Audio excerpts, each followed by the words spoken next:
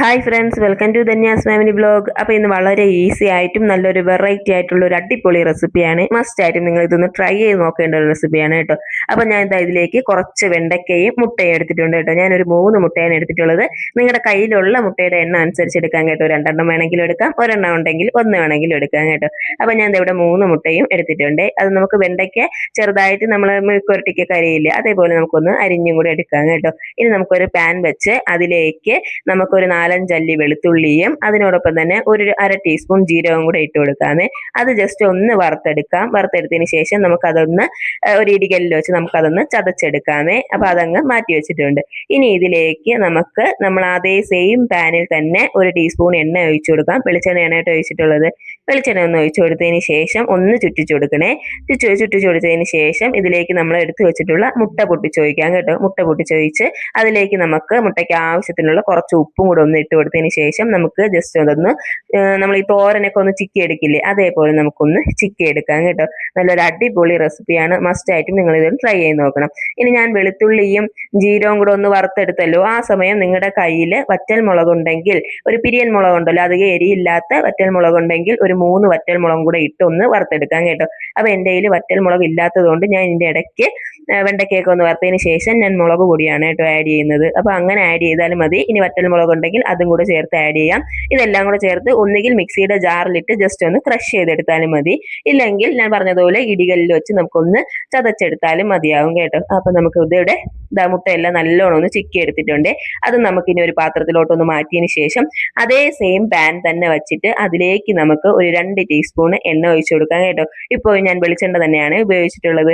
ഇനി ഇതിലേക്ക് നമ്മൾ അരിഞ്ഞു വെച്ചിട്ടുള്ള വെണ്ടയ്ക്ക ഇട്ട് കൊടുക്കാം കേട്ടോ. വെണ്ടയ്ക്ക അരിയുന്നത് ഞാൻ കാണിച്ചിട്ടില്ല, എല്ലാവർക്കും അറിയാമല്ലോ. നമ്മൾ മെഴുക്കുവരട്ടിക്ക് ഇതേപോലെ അങ്ങ് വട്ടത്തിൽ അരിഞ്ഞെടുക്കുന്നത് പോലെ നല്ല രീതിയിലൊന്ന് അരിഞ്ഞെടുത്താൽ മതിയാവുക. ഇനി ഇതിലേക്ക് വെണ്ടയ്ക്കയ്ക്ക് വേകാൻ ആവശ്യത്തിനുള്ള ഉപ്പും കൂടെ ഇട്ട് കൊടുക്കാം കേട്ടോ. ഉപ്പും കൂടെ ഇട്ടെടുത്തതിന് ശേഷം നല്ലോണം ഒന്ന് മിക്സ് ചെയ്ത് കൊടുക്കാമേ.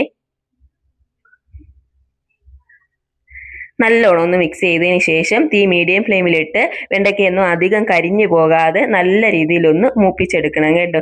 നല്ലൊരു അടിപൊളി റെസിപ്പിയാണ് കേട്ടോ. വെണ്ടയ്ക്ക കഴിക്കാത്തവർക്കാണെങ്കിലും മുട്ട കഴിക്കാത്തവർക്കാണെങ്കിലും ഇതേപോലെ ഒന്ന് ട്രൈ ചെയ്ത് നോക്കൂ. അടിപൊളിയാണ്, സൂപ്പറാണ്, സിമ്പിളായിട്ട് അവരങ്ങ് കഴിച്ചോളും കേട്ടോ. അപ്പോൾ ഇതാ കണ്ടല്ലോ, വെണ്ടയ്ക്കയൊക്കെ നല്ലോണം ഒന്ന് ഫ്രൈ ആയി വന്നിട്ടുണ്ട്. ഇനി ഇതിലേക്ക് നമ്മൾ ചതച്ചു വെച്ചിട്ടുള്ള വെളുത്തുള്ളിയും ജീരകവും ചേർന്ന് മിശ്രിതം ഇട്ട് കൊടുക്കാം.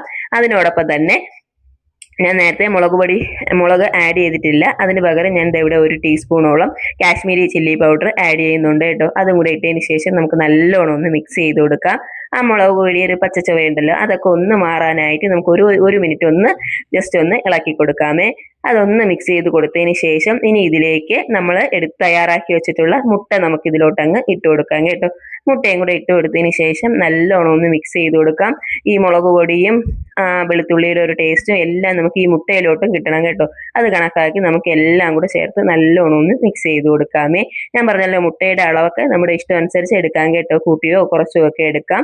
വളരെ ടേസ്റ്റി ആയിട്ടുള്ള ഒരു റെസിപ്പിയാണ്. സാധാരണ നമ്മൾ വെണ്ടയ്ക്ക വെച്ച് ഒരു മെഴുക്കുവരട്ടിയോ അല്ലെങ്കിൽ മുട്ട വെച്ച് മാത്രം ഒരു തോരനോ ഒക്കെ തയ്യാറാക്കുന്നതിന് പകരം ഇതേപോലെ നിങ്ങളൊന്ന് ട്രൈ ചെയ്ത് നോക്കണം കേട്ടോ. സൂപ്പർ ടേസ്റ്റാണ്. കുട്ടികൾക്കാണെങ്കിലും മുതിർന്നവർക്കാണെങ്കിലും ഇഷ്ടപ്പെടും. നമ്മൾ ചോറിനോടൊപ്പം പറ്റിയ ഒരു അടിപൊളി കറിയാണ് കേട്ടോ. സൈഡ് ഡിഷ് ആയിട്ടുള്ള ഒരു റെസിപ്പിയാണ് ഇത്. ചോറിനോടൊപ്പം മാത്രമല്ല കേട്ടോ, തയ്യാറാക്കി വെച്ചാൽ കുട്ടികൾ വെറുതെ ആണെങ്കിലും കഴിച്ചോളും. അത്രയ്ക്കും ടേസ്റ്റാണ്. അപ്പോൾ മസ്റ്റായിട്ട് നിങ്ങൾ ഇതൊന്ന് ട്രൈ ചെയ്ത് നോക്കണേ. അപ്പോൾ ഇനി ഇതിലേക്ക് ഞാൻ കുറച്ച് ഫ്രഷ് ആയിട്ടുള്ള കറിവേപ്പിലയും കൂടെ ഒന്ന് ഇട്ട് കൊടുത്തിട്ടുണ്ട് കേട്ടോ. അപ്പോൾ ഇത്രയേ ഉള്ളൂ.